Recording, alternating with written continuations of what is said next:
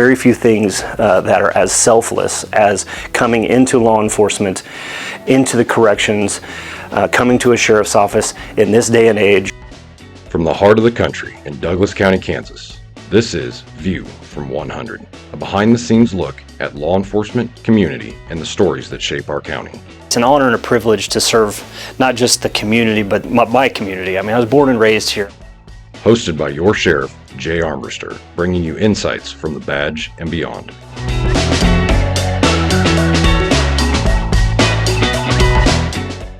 All right. Well, hey there, Douglas County. This is Jay Armbrister. I'm your sheriff for right now. And this is kind of a foray into a new adventure for us. We're going to start a podcast because everybody else makes them look so cool and sound so awesome.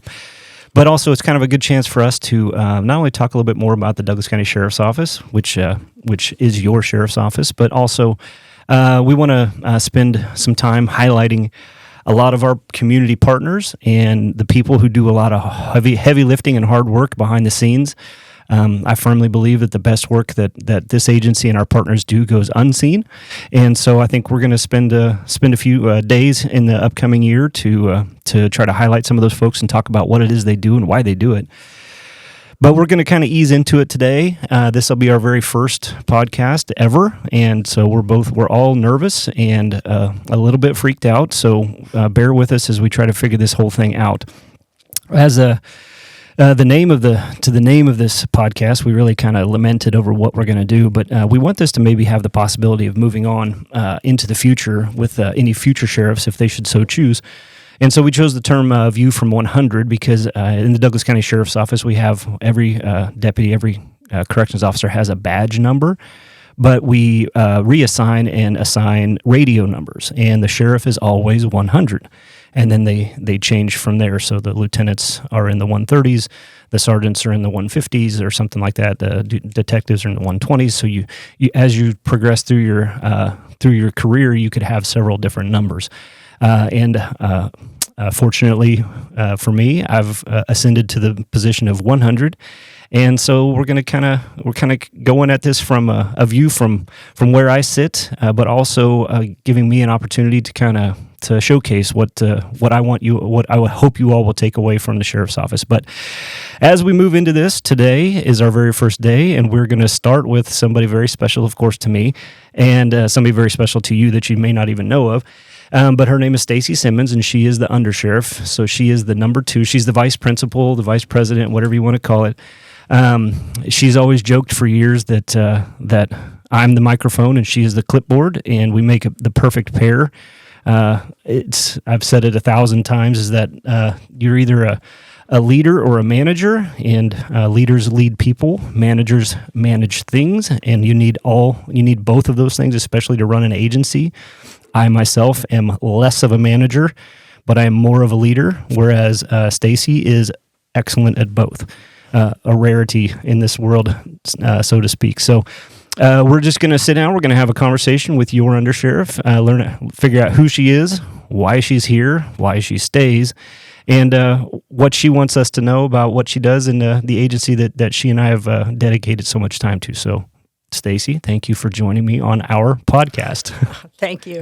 Good morning. Like the sheriff said, I'm your Undersheriff. I am appointed. The position's a little bit different than any other position in the sheriff's office. The sheriff is elected and appoints, just like the president would appoint a vice president. So that is my role. So I am. I can come and go at any time, whether that's my choice or not. But I think since we got through the first term and he asked me to stay around for the second, I think I'm doing all right. So 4 years in, got that next term that we're working with. I've worked for the sheriff's office about 26 years now. I started out as a deputy, doing what deputies do, just like what they do now. Working patrol, working courtroom security. I've worked at jail. Worked lots of different positions in the sheriff's office, and as the sheriff and I kind of came up together, we did take different roles. Him being detective, I was more jail. So as we came up, we just kind of got together, I guess, in a way that he did say it's I'm the clipboard, and he is he's the megaphone. So my comfort level is not exactly what his comfort level is today. I'm more making sure policies and procedures are that we're following those, that we're having the correct policies and procedures for what we do, making sure all of our staff is appropriately trained, that they have the right equipment, that they get the things that they need. So I take my orders from the sheriff, and so he leads me in the right direction, and I'm hoping to lead the sheriff's office in the right direction. Perfect. Well, I think one thing a lot of people know about law enforcement is that we do have policies and procedures. And while you mentioned it, we'll just cover it here real quick.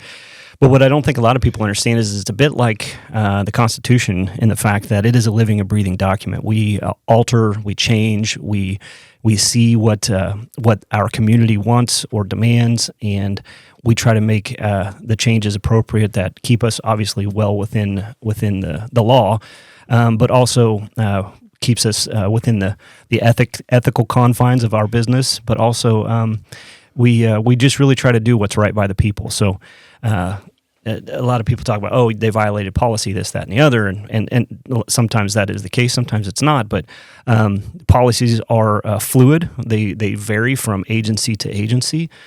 We are very happy with where ours is, but we also know that ours is continuing to improve and move. So Stacy is the one who really is in charge of that. As part of her statutory duties as undersheriff, she is the keeper of all records for the sheriff's office.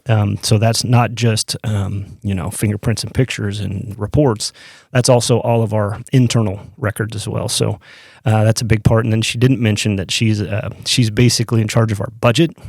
she's the checkbook and I'm the pen. And so it's an annual duty that the two of us have to sit down and decide how it is that we're going to spend the money that the commissioners allot to us. And that's been unique over the last 4 years. But today I want to talk more about.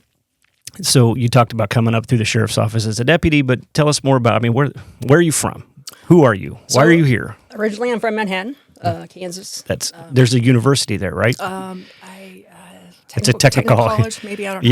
Yeah. KSAC, Kansas Agricultural College. Yes. Even in my youth, I was a Jayhawk fan, so it didn't sit well with my beautiful family. Beautiful campus. Don't get me wrong. I love Aggieville.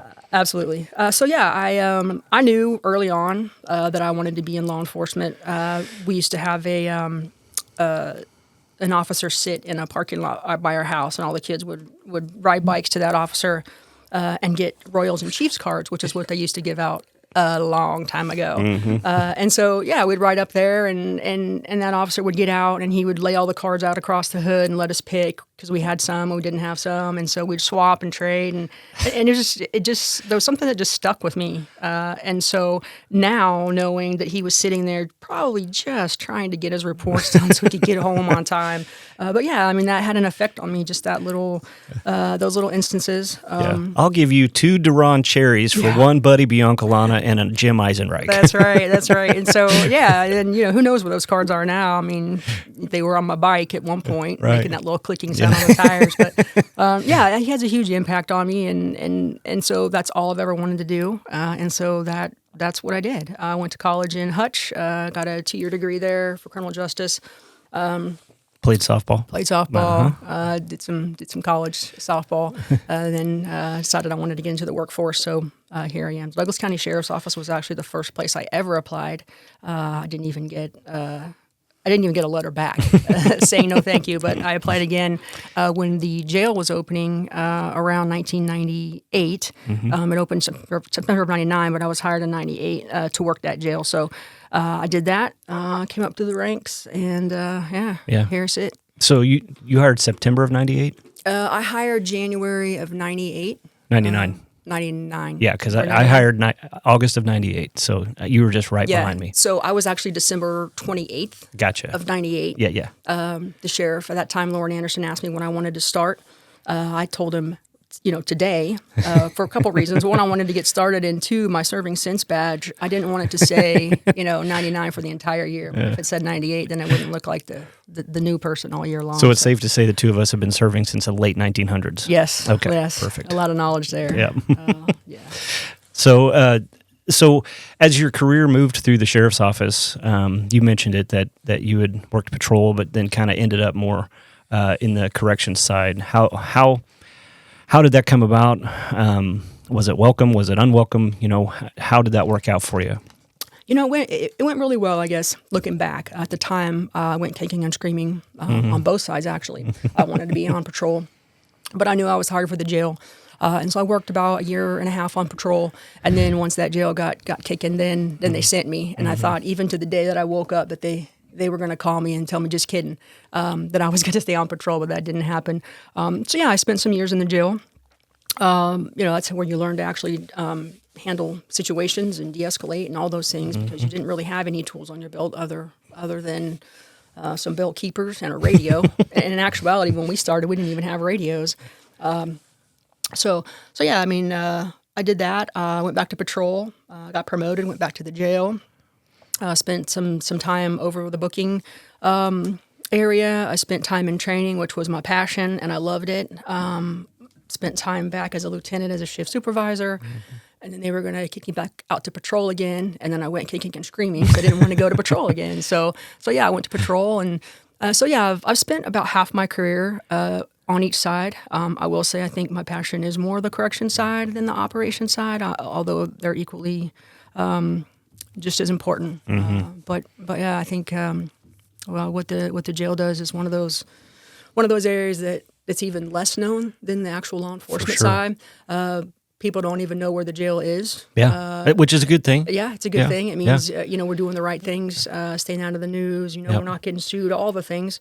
So that's good for the taxpayers. But it is very expensive. It's more than half of our budget. It takes a lot to run it. It takes a lot of knowledge to run it. We've got some great folks in there right now. 100%. But yeah. And we get sued all the time. We get sued, and I don't think that the public understands what we get sued for sometimes. We get grievances often, so much as even a cold biscuit. They didn't get a warm biscuit, they got a cold biscuit, or that person's cake was bigger than mine. And they will literally file grievances for that, and we have to jump through a whole bunch of hoops. That was one of the things I didn't realize as becoming the sheriff, was that I was going to get my proverbial pants sued off. And it didn't take long for it to happen, but luckily there's a lot of things in place. Unfortunately, we can't talk about them because a lot of them are ongoing and active, but it happens. I mean, that's all there is to it. It's a fact of life. You're going to get sued for something or another, but so far there have been no successful lawsuits against us because our folks just really do a good job, just really, really do a good job. But again, like you said earlier, the very best work that our jail staff does is at best never seen because it wasn't bad, and so it's kind of a sticky situation where we want to talk about all the great things that they do in there, but also on the other side, we just don't want to bring any attention to it or draw any ire. So we've got some amazing people working out there, and they've dedicated their careers to law enforcement through the corrections division. Right. It's a great jail. It really is. Really is. It's which is kind of an oxymoron, yeah, but if you have to be in jail, you want to be in ours. Right. We treat you with respect. We are I believe we're the only program in the state of Kansas that actually has a corrections academy. It's not required by law, but it's a 8-week classroom and then a 6-week with a child training officer. So the days of just handing somebody your keys and saying, walk over here with Jim Bob, and which is what gone. we what we got, right? And those days are gone. It's a profession now, and it's treated like that. Absolutely. And our jail operates on those folks, especially who have certified, who've gone to the academy and become a deputy, but don't want to actually go out into the public and do the law enforcement on the streets that you see. Their heart and their passion is inside that jail, and so we absolutely strive to find people who are ready to do that because we need them, because we need people who can do transports, we need people who can serve warrants, we need people who can write reports, file arrest affidavits and that kind of stuff that a certified law enforcement officer has to do. But it also takes the burden off of our patrol folks, our operations division, to have to do that within our jail. So it has become kind of a self-subsisting ecosystem within there for our staffing. But of course, anytime you talk about jail, I would rather our jail population be zero. And that's something that we will probably never get to. But I will say that our jail population is at a manageable maximum rate right now, and it's stayed there because of the hard work of the district attorney's office as well as our courts, as far as keeping we can talk about this in future episodes about the pandemic and how it affected our jail, especially jail population and our criminal justice system as a whole. But we were kind of stuck right there in the middle with all of that. So we'll cover that in a future one. If you want to hear more about it, yeah, just let us know. But so Stacy, tell me what's the biggest difference for you from where you are today as to where you were on December 28th, 1998 or whatever. What is the biggest the biggest change you've seen, but also what, if you could go back, what would you tell her? I would say keep fighting.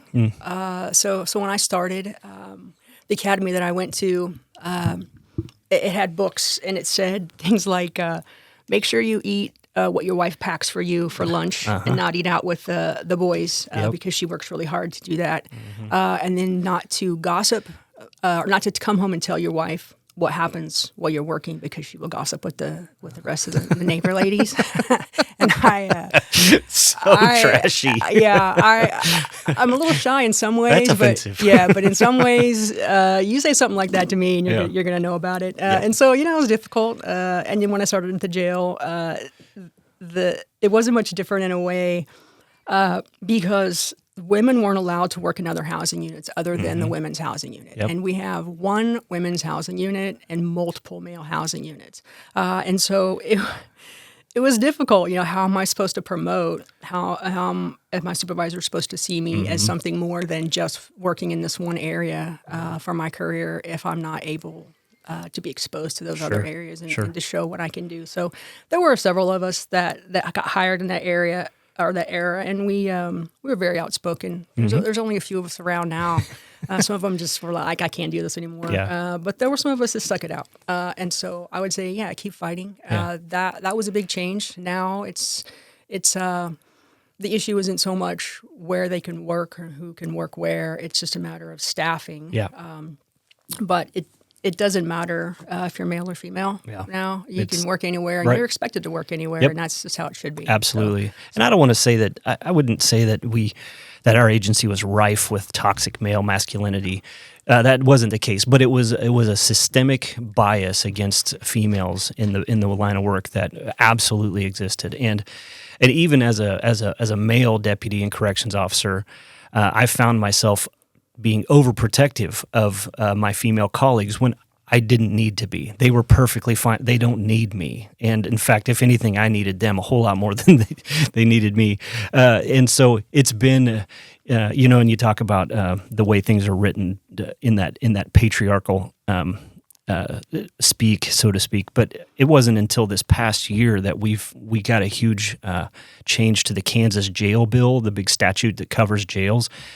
And in that jail bill, up until this past year, it had a couple of just unbelievably archaic things, but one of them, is it only referred to the sheriff as him or he, but it also had things in there that would say, like, if you had a male and female prisoner in your jail who were legally married, you shall house them together. We hadn't been doing that for a century. I mean, I don't know that we've ever done that in the history of Douglas County. But so it had some very nuts and bolts needed changes, but also it gave us the opportunity to finally rewrite it in the way it should have originally been, to where the sheriff can be anybody, as it really should be. So I'm sorry you had to live through that, but thank you for being a part of that change. And I think that in my younger days too, I saw that as just the males not wanting the females in those areas. And like you said, it took me a while to kind of realize that it was more of a protective situation for some. Even when I was on patrol, some of my best friends on patrol, we would come up to a call, and it was going to cause some trauma later. And they were even like, "Hey, stay here." I'm like, I don't know what you're talking about, stay here. But they were just trying to protect me. And so Right. sometimes it's not always just about Yep. that aspect. It's just about just Sure. wanting to protect. Absolutely. No, I get it. So now as the undersheriff, so how have things? I mean, what's the view for you? It's a whole different view from this level. Even as a captain, which is what I was before the sheriff asked me to be his undersheriff. It was more of you thinking about running your own house, and you know everything about your house and inside and outside of your house. But now it's more about my neighborhood and what's happening in my whole neighborhood and how my house affects other people's house and that kind of thing. So I get a bigger view now, and I realize that the sheriff's office isn't in this alone in just what we do. Right. There's so many factors and so many stakeholders and so many other entities that have a direct impact on what we do every day. And we have to have those conversations with those folks, and we have to build a bridge with those folks and work with those folks and be all on the same page, or nothing is going to get done. Yeah. Yeah, no, and the way we're built as an agency, I think, to use your reference of houses, we're really two houses, because we have two very separate but very distinct divisions in our operations division, which is like patrol and our investigations, our courtroom security, our warrants, and then we have our corrections division, which is the jail. And we were split. We were broken in half in 1999 when they opened that jail that you and I both started in, and since then, we've been a fractured agency. Like our jail staff doesn't know our patrol staff. Our if we want to have a meeting with everybody, we all have to travel to one place. At least half the people have to make a move. And so, obviously, we're as the newspaper has probably talked a little bit about, we're in the beginning stages of trying to rectify that with a new building that will be nestled right up next to our jail, which will make us basically whole again. But it's really to kind of latch on to what you're saying. It's really hard to know not only what's going on the day to day in a building that you're not in, but also all the time. But also, it's hard to know the people and see the good. Because unfortunately, at times for me, I only see the bad. I only hear about the bad when somebody's made a mistake. But it'll be really, really nice to become a team and a family again once we get that finished up. But that's for a later date. So as we move into the future, what do you first off, can we just kind of assume, maybe I'm kind of projecting here, but the first 4 years was kind of a tire fire that we mostly put out. It was really more of us learning what it was that was going on. But I feel like we came to a good place where we understood at least what we were up against. We weren't able to tame it, but we were able to get there. But as we look into the next 4 years, where are you thinking? Where are you hoping to get? What do you want to see? Yeah, I think within the last few years, because we got a pay package increase raise for our staff, it's actually allowed us to. It's been amazing. Yeah, it has. Thank you to the county commissioners for Yes. that. It was needed. So yeah, we're coming up full staff now, which hasn't been for 4 years because we couldn't. We're competing with everybody Since around COVID. us. Yeah, Yep. and so we were getting full staff, and now I'd like to see the sheriff's office be able to do more things in the community. That's always been a priority, but it's always been, what do we have for staffing? And so now we're going to get to the point where we're going to be able to do more things, not only just out in the community, but actually going out maybe and trying to work on this fentanyl problem. Putting some more people in some different areas to combat some serious things that are going on in our community. And so, I think that with what's happening in our community as a whole, there's a lot of activism. There's a lot of nonprofits, and we are tied in with those quite a bit. With different agencies asking us to do different not things. Not the activism so much as the nonprofits. Not the activism. Yeah. Let me. I think having that opportunity to be more impactful in our community, I know. I'll just throw this out at the Pride Parade last year. Sure. We actually weren't welcome. Yeah. We weren't. I got flipped off. Yeah, and they didn't want us in the parade at all, and, Yeah. and they didn't want us wearing certain things, and so, just like that, it's we need to go out and have more conversations. Yeah, about what we're about and what Right. we're willing to do and how people are just people. Yeah, and I think that's a perfect example where at first it was hurtful. It really hurt because I know you and I's heart when it comes to especially initiatives with our LGBTQ community. But they didn't know us, and to your point is like, well, we haven't really done a lot of engagement. They didn't really have a reason to know who we are, what our heart is all about, and so I was able to eventually get over myself because they weren't mad at me; they were mad at my uniform, and I looked at it as an opportunity for us to earn that trust back, to build that relationship, and that was the first year, and this most recent Pride Parade we were welcomed, and it was just fantastic. Great. Everything was great. And so we want to continue that partnership, not only with them, with that community, with everybody. And so Lawrence is an absolute anomaly, I guess, is the right word. It's unique, it's like when somebody's child is not the best behaved, you say, oh, they're really spirited, Lawrence can be pretty spirited sometimes. But it is where I was born and raised, and there's outside of my family, it's probably my deepest love is for this community and for LFK. But at times we can't get out of our own way. And so we're trying to, as an agency, try to bridge that gap to bring us back into the conversations about what can we do to make things better locally. Act locally, think globally. And I feel like we're starting to really move the needle on a lot of those things. Not that we were doing a bad job previous to our administration. I just think that we weren't active. We also weren't defensive, and so we're trying to get out there and do more. We've got an extremely strong and deep and wide Native American population in this community that I've felt for years that I personally and us as the Sheriff's Office have failed to engage with and try to reestablish those lines of communication that were broken by generations ahead of us, rightfully so. And so it's really it's kind of on us to get out there and do that work. So I'm looking forward to it in the next 4 years, because at least now we're going into it without our hair being on fire to start with, and a little bit more of a clear vision and goal, so to speak. So if you could tell, what is the one thing you would want the community of Lawrence and Douglas County to know about the Sheriff's Office that you think that they just don't know?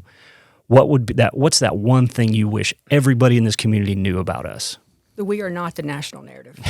Absolutely not the national narrative. Can I cuss on this? It pisses us off just as much. Oh, that's cussing? Okay. All right. Just as much. Then yes. Right? When we see other law enforcement agencies, other law enforcement officers doing things that are just absolutely not acceptable. Because every time somebody does something like that, it just brings shame onto us. 100% of the time. And we're not that national narrative. Yep. We are professionally trained, and I'm telling you, we hold each other accountable. Mm-hmm. If somebody were to step out of line, before we would even know it at this level, the other officers, other deputies would already put a stop to that. They've already had it. Yep. And basically told them, you can't work here anymore. Right. I mean, that's just the way we are. And I wish that there's 800,000 law enforcement officers across the United States. So when people say things about the police, please, that's which one? Yeah, Which right. police department, which sheriff's office, which officer, which deputy? Please don't lump us all in together with those 800,000. 100%. I mean, it's a form of prejudice, and I don't. It's not the perfect analogy, and it'll get used against me. But people see us at times and the uniform we wear, and they have a perceived notion. This person is racist. This person is aggressive. This person failed out of high school. Was bullied. He was bullied. Now wants to bully. Yes. And I'm not saying I graduated with great grades out of high school, but I did not fail. But and they can, even up into the point of they can hate that person because of the work they do, and it's really no different than seeing somebody wearing a yarmulke and assuming that they are a certain way, seeing somebody wearing Native American accoutrements and believing them to be something that they are not, based solely on that. But it's also the same as seeing somebody's color of their skin and assuming that they are a certain way. It's just pure prejudice. And so, again, it's on us to rebuild that. And to take it a step further is that, with the murder, and I say murder, of George Floyd, it created not only a very difficult working environment for law enforcement, but it also created, and I don't want to say that anything good came out of the murder of that poor man, but it created a vacuum where law enforcement had to finally stop and reckon with their past and reckon with their future. And is this who we are? And is this what we want to be known as? And so I felt like in the post George Floyd era, which happened to also be the time where you and I were running for office, the officers, the especially administrators, were granted an opportunity to change and say, you're right, we have to be better. We have to hold each other accountable. We have to put measures in place to where bad cops cannot just move from agency to agency. And while that work has not been done completely or perfectly, it has been done to some degree. And I for one, applaud it, and I welcome it. And we've been doing our part to make sure that happens. But we still have a long ways to go. And racism absolutely still exists in this community that we live, love, and work in. But I feel like as we begin to shine the light in the dark little corners and expose those things, I feel like we are creating not only a culture for law enforcement in our own little community, but nationally, I think it's beginning to move to where the good cops are starting to speak up. The bad cops realize they have nowhere to hide. And that's the best case scenario. We may not be able to force them out, but they may take themselves out. And so that's something that I feel like, I actually feel like I've seen a tangible change in the last 4 years towards, but us specifically as an agency, we've had some incidents with staff where they have made severe mistakes, not only ethically and with their judgment, but legally. And we've taken a strong stance against that. And so now and somebody be like, well, people are afraid to work for you because you're just going to fire them. Nobody's afraid to work for us. People that work for us right now are glad to be there, but they also know that if they put us in the position where we have to make a decision, we're going to make the decision based on the facts and what it is that we believe is right, on what the community tells us they want and what we believe is right for the future of this agency. And if that means removing somebody from the agency, we do it. And we've had to do it. It's the personnel part of being the sheriff is the worst part, but I feel like we've used these bad situations to create change within a culture. And so, sorry, that's me going on a bit of a diatribe there. So, yeah. And if I could just say this one thing, which is, just for me, whenever I meet parents and they come up and with little kids and they're like, oh, you better be good or they're going to take you to jail. Please stop telling your kids that. I'm going to kick that parent right in the shin if they say that. Because you've already set a tone for law enforcement. Yeah. I mean, it's. Yeah. I know they're going to come and take you away. Yeah. Stop saying that, please, to your kids. It puts a fear in them right off the bat, and then it grows. Yep. Yeah, and then they're not going to get their buddy Bianca on a cart off the hood of my patrol car. Okay, well, I think we've covered quite a bit here today. Of course, I'm gonna end it with a question that I always ask everybody, and I'm going to ask all of my guests this. But what was your first concert? What was your favorite concert? And what was your last concert? All right. And one concert can be all three things, but I will be disappointed. So I'm going to date myself here. Richard Marx. Oh my God. Was my first concert. You're not dating me because I totally know who that is. I think Pink was probably my favorite. Yeah. And was most recent. Most recent. Pink. But I was gonna say that was just last year. Within the last year. Yeah. Okay. Richard Marx. Richard Marx, yes. Was that your first concert that you chose to go to, or were you drugged there? Nope, I chose. I got a brand new pair of Z Cavarici jeans that, buttoned up past your belly button. And with 42 belt loops on them I and put 'em 15 on, buttons. and off I went. So. And your Jordache shirts. Uh-huh. Well, that's it. So I grew up in a home with people who loved music. They couldn't play music, which they passed that on to me. I love music and I cannot play it.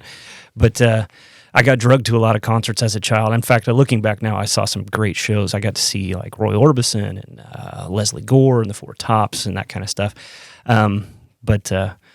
But nobody's ever going to ask me this question, so I'm just going to give my answers now. The very first concert that I saved up my mowing money and went to was in like probably 1987. It was Poison, and Brittany Fox opened for him at Sandstone. I still call it Sandstone. And me and three buddies put our money together, and we had to buy 4 tickets because we had to take somebody's dad to drive us. So my ticket was like $19, but I had to pay like $28 or whatever it was, and it took me most of a summer to do it. Let's see, my most recent show. Man, I went and saw. I went and saw Sturgill Simpson or Johnny Blue Skies probably 5 months ago down out in St. Louis, and that was amazing. If you ever get a chance to see a show at the Fox Theater in St. Louis, it's amazing. Favorite concert? Summer of '94. Summer after my senior year, graduated high school, playing baseball, and had an opportunity to go see it was a big show at Sandstone again. It was White Zombie opened up for Pantera, the original lineup with Dimebag Darrell, and then they opened up for Megadeth. And so me and 2 buddies hijacked a mom's car, and we rolled up there. It was a long night, and we had a great time, but that was the greatest show I've ever seen, for sure, especially being a young man. So that's it. Anything else you want to tell the 7 people who are mostly related to us that are going to be listening to this? Come talk to us. Yes. Come up to any deputy, anywhere, anytime. Yeah. You're going to see exactly what kind of folks we hire and what kind of personalities they have. Yep. You'll be surprised, and we're available. Yeah. And as well. And come take a tour if you want. I say we open that to anybody, but that's a lie. There are certain people who cannot come. But I'll also add in a shameless plug for our Citizens Academy, which is the application is going on right now, and it will close on March 12th or something. Yeah, something like, I don't know. It's on, but DGSO.org is our website. If you want to learn more about us, and what we do, why we do it, come and do this, Citizens Academy, because we're going to fling the doors open. You're going to come in. You're going to eat jail food with us. You're going to learn defensive tactics. You're going to drive our cars. You're going to go out. We're going to have a day at the range. You'll get to see the drones and the dogs and you get to shoot our guns and everything. We're going to give you an all-inclusive experience into what it takes to be a member of the Douglas County Sheriff's Office. And I tell this story all the time, but I had a good friend that I grew up with, played baseball with all the way up through high school, and it wasn't George Floyd, but it was one of the horrible ones, the Philando Castiles or Freddie Grays, whichever one, Michael. And so he was very openly vocal on the Facebook about law enforcement and the need for change. And so I just reached out to him and said, man, I would love for you to come through this because A, you would bring a great perspective for us, but also B, I want you to see and have the opportunity to ask questions, the hard questions about why we do things the way we do them. And even after that, 7 weeks, I think, is the at the end of that, you may not have walked out changed, but at least you'll know what you're angry about. And he took me up on it. He came in and did it, had an amazing time. And when he left, he basically said, I've learned a lot, but I still think there needs to be changes. And I said, okay, well, what are they? And he said, you guys have got to be better about taking care of your officers' mental health because you could be sending somebody on the streets who is not well. And And I absolutely agreed with him on that. So that was that's a success story for me personally, because he and I still to this day are very good friends. And if I have a question or a concern, I would never hesitate to reach out to him. But I feel now that he would do the same for me. And so I just want to tell you how open-ended this will be for the Citizens Academy. And also, if you're afraid to do some of those things, but you want to be a part of it, you don't have to participate in everything. You can just sit and watch. It is a play at your own speed kind of program. So I think that wraps it up for us here today. I can't think of anything else silly to talk about. We're going to be coming back. We're going to try to do these once a month. The next one, I'm going to hope to get one of our community partners, maybe Katie Fitzgerald, who is in charge of our criminal justice coordinating council. Get her on here to talk a little bit more about it. But also, I hope to have a little bit of fun, bring some folks in who can explain some things, but maybe have a laugh in between. So that does it for us today. I want to thank Stacy for coming in. She was only 10 minutes late because she was in the wrong spot, but it worked out perfectly. And I just want to thank all of you for tuning in. If you did, hopefully this will be something you've listened to and enjoyed and are looking forward to the next one. So signing off for now, I'm Jay Armbrister, your sheriff here in Douglas County. Thanks a lot for listening, folks.